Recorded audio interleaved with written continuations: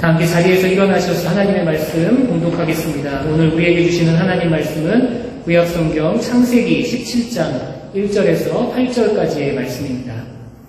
아브라함이 99세 때 여호와께서 아브라함에게 나타나서 그에게 이르시되 나는 전능한 하나님이라 너는 내 앞에서 행하여 완전하라. 내가 내 언약을 나와 너 사이에 두어 너를 크게 번성하게 하리라 하시니 아브라함이 엎드렸더니 하나님이 또 그에게 말씀하여 이르시되 보라 내 언약이 너와 함께 있으니 너는 여러 민족의 아버지가 될지라. 이제 후로는 내 이름을 아브라함이라 하지 아니하고 아브라함이라 하리니 이는 내가 너로 여러 민족의 아버지가 되게 함이니라. 내가 너로 심히 번성하게 하리니 내가 내게서 민족들이 나게 하며 왕들이 내게로부터 나오리라. 내가 내 언약을 나와 너 및 내 대대손손 후손 사이에 세워서 영원한 언약을 삼고 너와 내 후손의 하나님이 되리라. 내가 너와 내 후손에게 내가 거류하는 이 땅 곧 가나안 온 땅을 주어 영원한 기업이 되게 하고 나는 그들의 하나님이 되리라. 아멘. 하나님의 말씀입니다. 네, 자리에 앉으시겠습니다. 예배 때 우리가 이번 주부터 조금 변화된 게 있는데 예배 때 이제 주기도문을 함께 주기도문을 통해서 기도하게 되었습니다.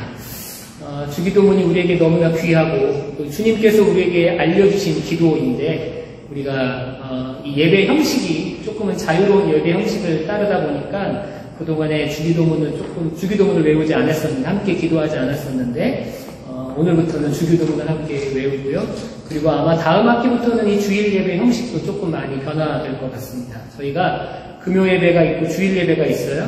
금요 예배 때는 굉장히 자유로운 또 형식에 얽매이지 않는 그런 예배를 드린다면 주일 예배는 조금 더 전통적인 예배의 방향으로 나아가려고 합니다.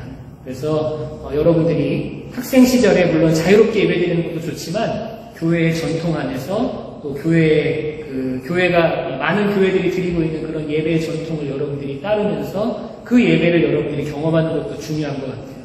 그래서 주일 예배만큼은 우리가 전통적이고 그렇지만 딱딱하지 않게 여러분들이 잘 예배 드릴 수 있도록 그렇게 예배 순서와 여러 예배들을 디자인해 보도록 하겠습니다. 지난주부터 우리는 그 이름의 비밀이라는 주제로 성경에 나와 있는 하나님의 이름들에 대해서 배우면서 또 우리가 함께 은혜를 나누고 있습니다. 지난주 우리는 엘로힘 하나님에 대해서 배웠어요. 엘로힘 하나님.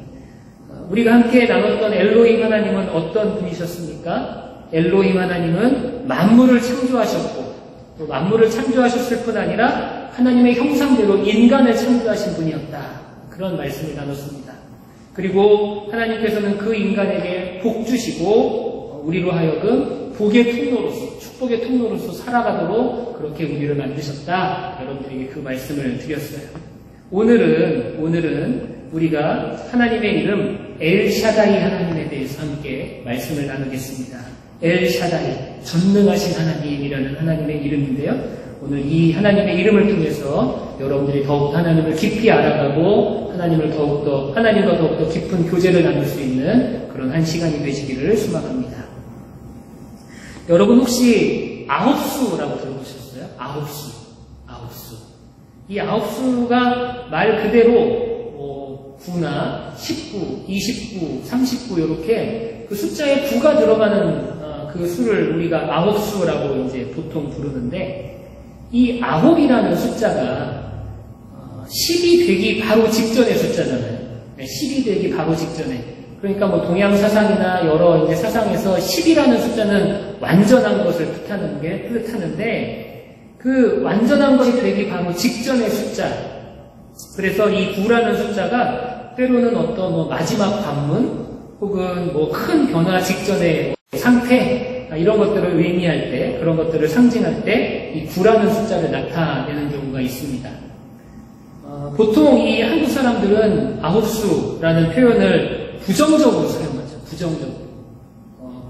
완성이나 아니면 성공을 바로 눈앞에 두고 뭐 삐끗했을 때 그럴 때 우리가 아홉수라고 그렇게 표현을 하기도 하고요.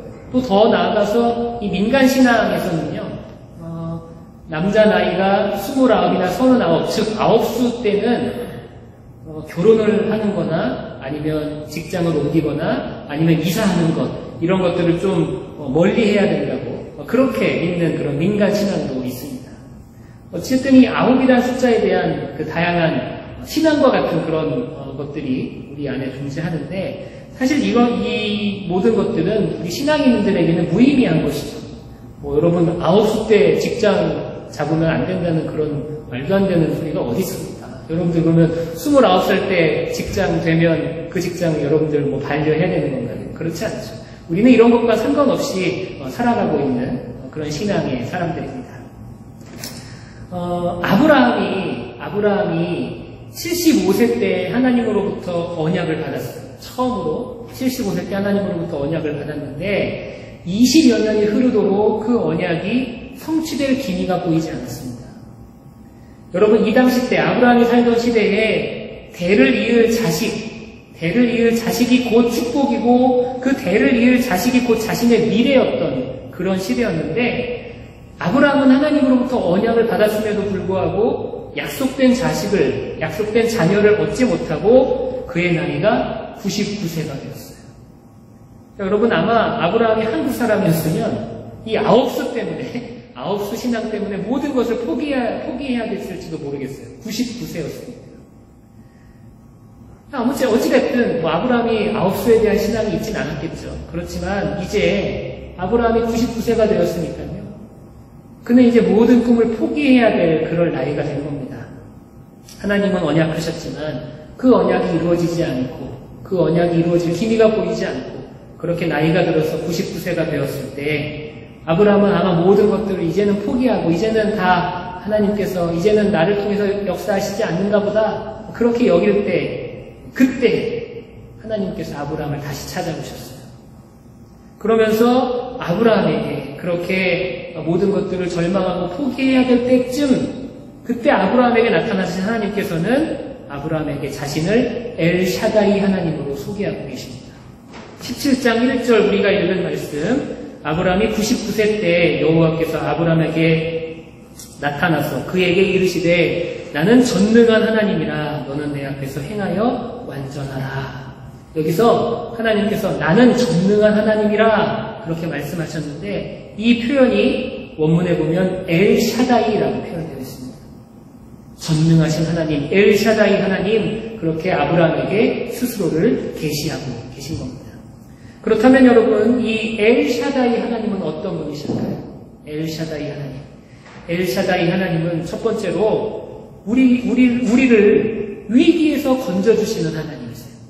우리를 위기에서 건져주시는 하나님이십니다. 사람이 인생을 살면서 자기 힘으로는 도저히 빠져나올 수 없는 그런 위기를 겪을 때가 있습니다. 그때 필요한 하나님, 그때 우리에게 다가오시는 하나님, 그분이 바로 엘샤다이 하나님이시다라는 거예요.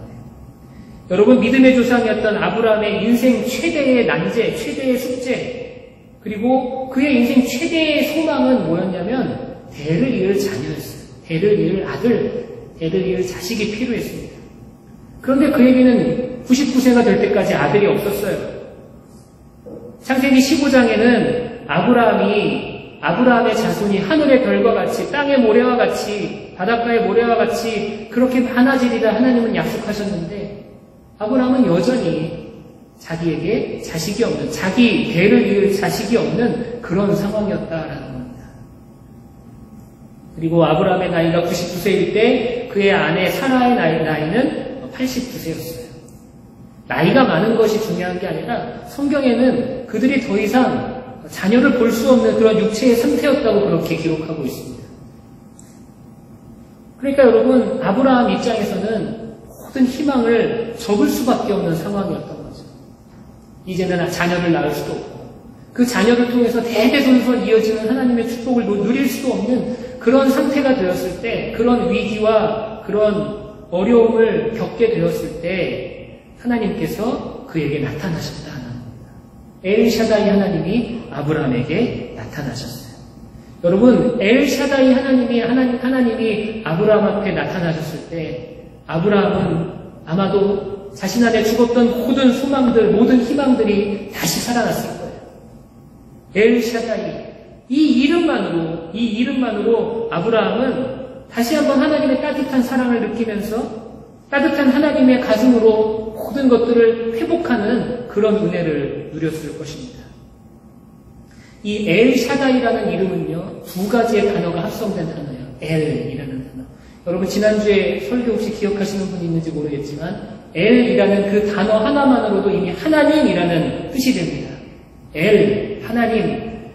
샤다이는 무슨 뜻이냐면 이 샤다이라는 단어는 샤드라는 단어에서 나온 단어인데 이 샤드라는 말은 깊은 계곡, 깊은 산, 높은 산 이런 단어를 뜻해요. 그리고 또 다른 의미로는 어머니의 품 이런 뜻을 가지고 있습니다.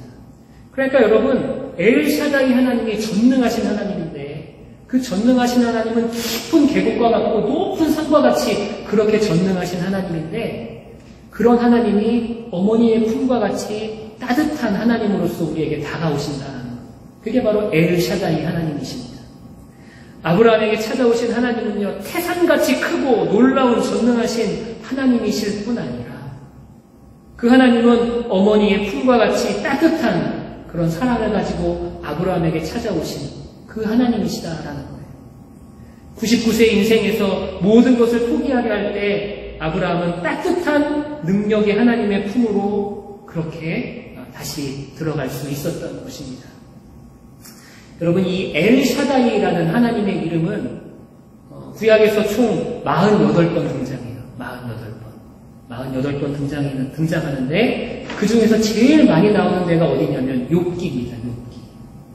욥기에 무려 31번 엘샤다이 하나님의 이름이 등장을 해요. 여러분 욥이 어떤 사람입니까? 욥은 고난, 고통의 상징과 같은 사람이잖아요. 물론 그가 겪은 고통이 어떤 그의 잘못이라든지 그의 잘못된 신앙 때문에 겪은 것이 아니라 하나님이 인정하는 그 신앙인으로서 바로 서기 위해서 하나님이 인정하는 신앙인으로서 이 영적인 어떤 시험을 이겨내는 그런 상징으로서 우리에게 나타나기 위해서 욥은 고난을 겪게 되지 않습니까? 그런데 그 욥이 당하는 그 고난 가운데 늘 함께 하셨던 하나님이 어떤 하나님이셨냐면 엘샤다이 하나님이셨다는 거예요. 그래서 욥이 하나님에 대해서 이렇게 고백합니다. 하나님은 아프게 하시다가 싸매시며 상하게 하시다가 그의 손으로 고치시는 분이다. 여러분 이게 욥이 경험했던 하나님. 욥이 경험했던 이 하나님이 바로 엘샤다이 하나님. 전능하시며 어머니의 품과 같은 그런 따뜻한 마음으로 우리를 치유하시고 싸매주시고 고쳐주시는 하나님. 그 하나님이 바로 엘샤다이 하나님이시다라는 겁니다. 여러분 우리가 인생을 살다 보면 우리가 고통을 겪을 수도 있고 또 우리 인생 가운데 위기가 찾아올 때가 있습니다. 여러분 신앙이 있는 사람이라고 우리가 잘 믿는 사람이라고 이 인생의 위기와 고통을 다 모면할 수 있는 그렇게 되는 것이 아니에요. 제가 여러분들에게 자주 말씀드렸던 것 같은데 여러분 믿음 있는 사람이라고 해서 우리 삶 가운데 어려움이 없고 또 고통이 없는 삶을 산다? 혹시라도 여러분 누군가가 그렇게 가르친다면 그 가르침은 잘못된 가르침입니다. 여러분 우리에게 믿음이 있어도 우리가 주님을 섬기고 주님을 믿는 크리스찬으로 살아갈지라도 우리가 세상 살면서 고난을 당할 수도 있고 고통을 당할 수도 있습니다. 그렇지만 뭐가 다를까요? 우리는 인생의 고통과 위기 속에서 바로 우리를 건지시고 우리를 치료하시고 우리를 회복해 하시는 그 엘샤다이 하나님을 우리는 만날 수 있게 된다. 그게 우리는 다른 거예요. 그 하나님을 만나는 것, 그 엘샤다이 하나님을 만나는 것, 그것이 곧 우리에게 은혜이고 그것이 곧 우리 삶의 축복이 된다라는 것입니다. 여러분들 삶 가운데 그 엘샤다이 하나님을 꼭 만나게 되시기를 간절히 축원합니다. 두 번째로 엘샤다이 하나님은 어떤 분이십니까? 그분은 위기를 넘어서서 우리의 미래를 축복하시는 분이세요. 위기를 넘어서서 미래를 축복하시는 분이십니다. 우리가 하나님을 그냥 문제의 해결자 정도, 우리의 문제를 해결해 주시는 분, 그 정도로 이해한다면 우리는 하나님에 대한 시각이나 하나님에 대한 시야가 너무 한정되고 너무 좁아지는 것을 알아야 합니다. 그 좁은 시야 때문에 우리의 신앙이 자칫 하나님을 그저 해결사 정도로 아니면 축복과 성공의 도구쯤으로 생각하는 그런 잘못된 믿음으로 전락하기도 한다는 거죠. 여러분, 이것과 관련돼서 또 한 가지 말씀드리고 싶은 건 우리가 하나님에 대한 시각이 좁을 때 나타나는 현상 중에 하나가 뭐냐면 기도하기가 어려워져요. 왜 그렇습니까? 우리가 기도할 때 늘 하나님께 어떤 하나님께 포커스를 맞추냐면 내게 뭔가를 들어주시는 하나님, 내가 뭔가를 간구해야 되는 하나님, 그렇게 우리의 시야가 좁아져요. 그런데 여러분, 우리가 간구하는 것이 한계가 있잖아요. 여러분들이 하나님께 간구하는 기도의 제목들이 한계가 있지 않습니까? 그리고 나서 기도하고 나면 기도할 게 없다 그러죠, 여러분들. 기도가 어렵다고 얘기하는 사람들은 기도할 내용이 없어요. 기도할 내용이 없는 이유가 뭘까요? 하나님에 대해서 좁은 시야를 갖고 있기 때문에 그래요. 하나님을 그저 내가 기도하는 제목들을 들어주시는 해결사 혹은 내 성공을 도와주시는 그런 도우미 정도로 우리가 하나님에 대한 좁은 시각을 갖고 있기 때문에 우리의 기도가 어려운 겁니다. 그러나 여러분, 하나님은 그런 분이 아니라는 거예요. 하나님은 특별히 성경에서 우리에게 알려주시는 하나님은 우리의 과거와 우리의 현재와 또 우리의 위기 가운데서 우리를 건져내주시는 그런 능력의 하나님이십니다. 뿐만 아니라 우리의 미래까지도 약속해주시는 모든 것들을 주관하시는 그 하나님이 바로 우리의 하나님이 되신다는 거예요. 특별히 우리는 우리의 미래까지도 축복해주시는 그 하나님의 이 엘샤다이 하나님의 그 모습을 우리는 집중해 봐야 합니다. 오늘 말씀에서 아브라함에게 어떤 미래에 대한 언약을 주십니까? 내가 내 언약을 나와 너 사이에 두어 너를 크게 번성하게 하리라. 이게 아브라함에게 주신 미래의 언약입니다. 아브라함에게 허락하신 희망의 미래 그리고 희망의 비전, 바로 이것이 바로 엘샤다이 하나님이 주신 바로 그 말씀이라는 것이죠. 하나님은 낙심하고 좌절했던 아브라함에게 다시 한번 번성케 하리라는 약속과 함께 확증으로써 그에게 펼쳐질 새로운 미래를 상징하는 새 이름을 허락해 주셨어요. 이제부로는 내 이름을 아브람이라 하지 아니하고 아브라함이라 하리니 이는 내가 너를 여러 민족의 아버지가 되게 함이니라. 지난주 성경 안에서 이름이 매우 중요하다고 여러분들에게 말씀드렸습니다. 이름이 중요해요. 여러분, 아브라함에서 아브라함으로 바뀐 것은요, 그저 단순히 그의 호칭, 그를 부르는 호칭이 바뀐 게 아니에요. 성경에서 이름이 바뀌었다는 건 그의 삶이 바뀐 것을 의미하고 더 나아가서는 그의 미래와 그의 비전이 바뀐 것을 의미합니다.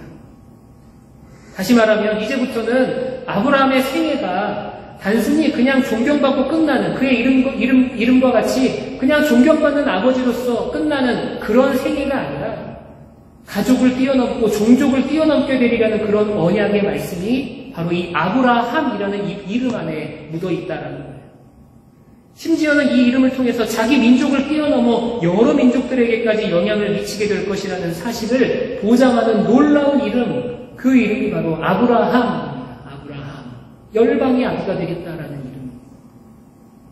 여러분, 우리가 이거 나눈 것처럼 아브라함은 정말로 그렇게 되었죠. 우리 모두는 우리 믿음의 조상으로 아브라함을 고백합니다. 우리 모두는 믿음의 조상으로 아브라함을 고백하며 우리는 믿음 안에서 아브라함의 자손이라고 그렇게 우리 모두가 고백하고 있죠. 이스라엘 백성이 아닌 우리 한국 사람도 그렇게 고백하고 있고요. 여러분, 미국에서 신앙생활하는 미국인들, 여러 민족들, 여러 인종들이 다 자신을 아브라함이 우리의 신앙의 믿음의 조상이라고 그렇게 고백해요. 하나님은 그렇게 이루어 주셨어요. 아브라함과의 약속을 그렇게 들어주셨습니다. 그 믿음의 후손들, 아브라함을 신앙의 조상이라고 고백하는 그 믿음의 후손들이 꿈꿔야 할, 우리가 모두 다 가져야 할 미래의 비전, 그 마지막 비전이 무엇일까요? 요한계시록에 따르면 우리 믿음의 후손들이 꿈꿔야 할 하나님의 마지막 비전은 결국 모든 나라와 모든 민족, 모든 백성과 모든 사람들이 하나님의 구원하심을 외치며 찬양하는 것임을, 그것을 우리가 꿈꾸며 살아가야 한다고 우리에게 말씀하고 있습니다. 결국 우리가 품어야 할 미래의 비전, 우리 모두가 품어야 할 미래의 비전, 하나님의 비전은 뭐냐? 결국은 하나님의 구원을 선포하는 일이라는 거예요. 우리를 통해서 하나님의 구원의 역사가 나타나는 것, 그것이 결국에는 우리 인생의 결론이 되어야 한다는 것입니다. 여러분, 우리 옛사랑교회가 앞으로 한 달에 한 번씩 예배 후에, 정기적으로 한 달에 한 번 정도는 예배 후에 점심을 준비하려고 합니다. 여러분들에게 좋은 소식이죠. 우리 예배 후에 이제 밥을 먹을 거예요. 그래서 이번 달에는 셋째 주에, 11월 셋째 주에, 다음 주에 추수감사절 때 우리가 함께 점심을 준비하려고 하는데요. 아무튼 여러분들 교회에 와서 오셔서 영의 양식도 드시고 육의 양식도 많이 드시게 되시기를 바랍니다. 원래 우리 교회가 이 코로나 전에는요, 매주 밥을 먹었어요. 매주 밥을 먹었는데, 그때는 교회에 이제 어른들이 여러 가정이 계셨고, 그래서 이제 그분들이 돌아가면서 밥을 준비하고, 학생들이 또 밥을 준비하는 걸 돕기도 하고, 그렇게 밥을 준비해서 이제 다 같이 예배 후에 밥을 먹었습니다. 여러분, 이게 보통 일이 아니에요. 우리가 지금 밥을 준비하면 보통 한 60명이 먹을 밥을 준비하는데, 그때는 우리 교회가 더 많이 나올 때니까, 100명 가까운 사람들이 모여서 밥을 먹어야 되니까, 그걸 다 준비하려면 이게 얼마나 큰일입니까? 그래서 이 일이 참 어려운 일이었어요. 그래서 이 일 때문에 막 시험 드는 사람도 있고, 또 때로는 이것 때문에 실망하는 사람도 있고, 상처받는 사람도 있고, 그랬어요. 제가 옛사랑교회에 파송받으면서, 물론 이제 코로나 기간이었기 때문에 밥을 먹는 것 자체가 불가능했으니까 밥을 안 먹었었는데, 제가 임원들과 성도들께 그렇게 말했습니다. 제가 웬만하면 교회에서 밥 먹는 것을 웬만하면 시작 안 하려고 합니다. 왜냐하면 밥 먹는 것보다 예배가 중요하고 밥 먹는 것보다 복음이 중요한데, 이게 밥을 하게 되면 밥 때문에 예배 등한시되고 밥 때문에 이 주객이 전도되어서 여러 사람이 힘들게 되는 것 같다고. 그래서 저는 이제 밥 안 먹으려고 합니다. 그렇게 선포를 했어요. 물론 밥을 먹을 수 없는 상황이었으니까요. 그런데 최근에 제 생각에 조금씩 변화가 생겼습니다. 우리가 복음을 전하기 위해서 우리가 할 수 있는 최선을 다하는 게 필요하죠. 우리가 복음을 전하기 위해서라면 우리가 할 수 있는 최선을 다해야 됩니다. 유학생들이 늘 한국 음식이 그립고, 또 누군가와 함께 밥 먹는 것, 또 밥 먹으면서 서로 이야기하고 교제하고, 그런 것이 굉장히 소소한 기쁨이 될 수 있고, 식탁의 교제를 통해서 학생들 때에는 오히려 더 깊은 교제로 나아갈 수 있다. 그게 바로 지금 유학생들이 갖고 있는 특징이다라는 것을 제가 요즘에 많이 깨닫게 됩니다. 그래서 그런 생각을 해봐요. 그렇다면 교회에서 점심을 만약에 준비해서 먹는 게 학생들에게 복음을 전하는데 정말 중요한 도구가 된다면, 우리가 점심을 준비해서 학생들이 한 명이라도 더 나와서 복음을 듣고 말씀을 듣고 예배드리면서 하나님을 알아가는데 조금이라도 도움이 된다면, 내가 하지 않을 이유가 없다. 그런 마음이 들더라고요. 복음을 위한 도구라면 하지 않을 이유가 없다. 그 마음이 제게 들었어요. 그런데 이제 제 또 담임 목사로서 제 마음 한켠에는 밥 준비하는 것 때문에 분명히 누군가는 힘들 거고, 누군가는 상처를 받을 거고, 누군가는 시험을 받을 텐데, 그럼 이것 또한 나는 막아야 된다. 이게 담임 목사의 사명입니다. 그럼 과연 어떻게 해야 되는 것일까? 그래서 하나님이 저희에게 지혜를 허락해 주셨어요. 그래서 밥을 안 하고 밥을 먹으면 된다. 그래서 우리 교회 교인이 아닌 다른 분이 밥을 해주시기로 했습니다. 여러분 대단하죠? 우리 교회 교인이 아닌 다른 분이 밥을 해서 케이터링 서비스로 보내주시기로 했어요. 그럼 우리는 그거를 여러분들과 나눠서 먹기만 하면 됩니다. 우리 교회 교인들은 예배 시간에 예배 집중하고 예배 드리고, 그리고 예배 후에 식당으로 옮겨가서 함께 교제하면서 맛있게 밥 먹으면서 그렇게 신앙의 공동체를 꾸려나가면 되는 거예요. 여러분, 근데 만약에 이제 제가 이걸 이렇게 쭉 보다가 또 주객이 전도되어서 밥 먹는 것 때문에 예배가 등한시되고 점심을 막 준비하고 이런 것 때문에 혹시라도 또 우리가 교회 안에서 신앙생활이 뒷전으로 미뤄지고 이러면 저는 또 가차없이 점심 먹는 걸 폐기할 겁니다. 밥 먹는 거는요, 물론 중요하지만 철저하게 복음을 전하는 도구로밖에 그 정도만 우리가 생각해야 돼요. 그게 우리 신앙의 근본이 되어서는 안 됩니다. 만약에 우리가 그 근본이 전도되면 우리는 그것을 버려야 되는 게 맞아요. 일단 다시 한번 시작하는 거예요. 밥을 먹습니다. 밥을 먹는 걸 통해서 복음을 전하는 거예요. 교회를 찾아오는 자들에게 밥도 한 끼 먹이지만 복음도 소개하는 겁니다. 그것이 바로 도구로서 우리가 행해야 되는 그런 사명이라는 것이죠. 여러분, 엘샤다이 하나님은요, 아브라함의 미래를 축복해 주셨습니다. 그리고 그 축복대로 믿음의 조상이 되었어요. 그 엘샤다이 하나님께서 우리에게도 기대하시는 미래가 있습니다. 우리에게도 기대하시는 미래, 그것은 뭐냐면 바로 우리를 통해서 복음이 전파되고 우리를 통해서 하나님의 영광이 나타나고 우리를 통해서 열방이 주님을 알게 되는 것, 그것이 바로 하나님께서 우리에게 기대하시는 미래라는 거예요. 여러분, 그 미래가, 그 하나님께서 원하시는 그 미래의 모습이 여러분들의 삶을 통해서 꼭 나타나게 되시기를 바라고, 우리 예수사랑교회를 통해서도 꼭 나타날 수 있게 되기를 간절히 축원합니다. 세 번째, 마지막으로 이 엘샤다이 하나님은 어떤 분이시냐? 그분은 우리에게 온전한 믿음을 요구하시는 분이십니다.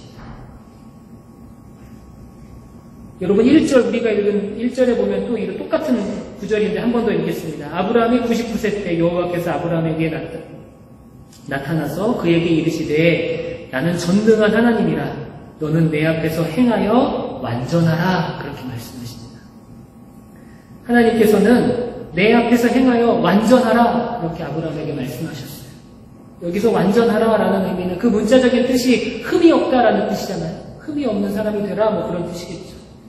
99세라는 절망적인 상황을 맞이했지만 흠이 없어야 된다, 흔들리지 말아야 된다, 하나님께서는 그런 의미로 말씀하고 계시는 겁니다. 그런 의미로 완전하라, 그렇게 말씀하셨어요. 여러분, 이 완전하라는 의미를 우리가 신앙생활하면서 때로는 잘못 이해해서 스스로를 올무에 빠뜨리는 경우가 있습니다. 여러분, 이 완전하라라는 의미는요, 완벽해라라는 의미는 아니에요. 우리는 완벽할 수 없어요. 우리는 완벽할 수 없는 존재입니다. 우리는 인간이에요. 우리는 흠이 있고 부족하고 실수하고 넘어질 수밖에 없는 존재예요. 하지만 그럼에도 불구하고 우리가 꿋꿋하게 주님을 바라보는 것, 우리는 실수하지만 꿋꿋하게 주님을 바라보고, 우리는 넘어지지만 그 넘어진 상태에서도 주님을 다시 한번 바라보고 주님께 내 손을 뻗는 그러한 신앙, 그게 바로 하나님께서 원하시는 완전함입니다.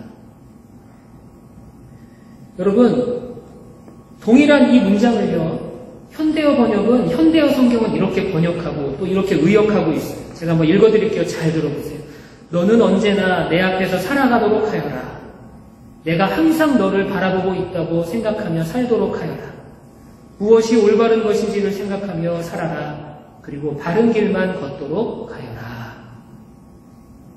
여러분, 어둠 속에서도 내 인생이 내 마음대로 되지 않는 그런 상황 속에서도 여전히 살아계신 하나님을 바라보고 하나님을 의식하고 하나님을 신뢰하며 약속의 성취를 기다리며 살아가는 것, 이것이 바로 하나님께서 기대하시는 인생이라는 겁니다. 여러분들의 믿음은 온전하십니까? 이 질문은요, 여러분들의 믿음이 완벽하냐, 당신은 완벽한 존재가 될 수 있냐, 그런 질문이 아니라는 거예요. 여러분들의 믿음이 온전하십니까? 이 질문은 우리는 완벽하지 못하지만 그래도 여전히 하나님을 의지하고 계십니까? 그래도 여전히 하나님께 나아가고 계십니까? 우리가 실수하고 넘어지고 쓰러지지만 그래도 여러분은 하나님을 사랑하고 계십니까? 그런 질문이 된다는 거예요. 마치 내가 죄 없는 완벽한 존재가 되어야 하는 것으로 내가 조금만 실수해도 하나님이 나를 마치 버리실 것처럼 그렇게 생각하는 그런 잘못된 신앙, 너무 율법에 얽매이는 그런 율법적인 신앙이 우리에게 얼마나 많이 있는지 모르겠어요. 여러분, 그것 때문에 오히려 하나님으로부터 내가 멀어지는 사람도 있고, 그런 잘못된 신앙 때문에 착각해서 스스로를 자책하고 스스로를 비하하면서 스스로 좌절감에 빠지는 그런 신앙의 사람들이 얼마나 많은지 모르겠어요. 그러나 여러분, 하나님은 우리에게 완벽한 모습을 요구하지 않으십니다. 완벽하지 않지만 여전히 주님을 따르고자 하는 마음, 여전히 주님을 바라보고자 하는 마음, 꿋꿋하게 주님을 섬기고자 하는 그 믿음, 하나님은 그걸 요구하시는 거고요. 하나님께서는 그것을 바로 온전한 믿음이라고 우리에게 말씀하고 계시는 거예요. 여러분, 실수해도 괜찮아요. 때로는 넘어져도 상관없습니다. 다시 일어나서 주님을 바라보면 돼요. 우리의 상황이 어떠하더라도 흔들리지 않는 그런 믿음 가지고 묵묵히 주님을 바라보고 사는 것, 여러분, 그것이 바로 하나님께서 우리에게 원하시는 온전한 믿음입니다. 우리의 믿음을 여러분은 율법적으로 해석하지 마십시오.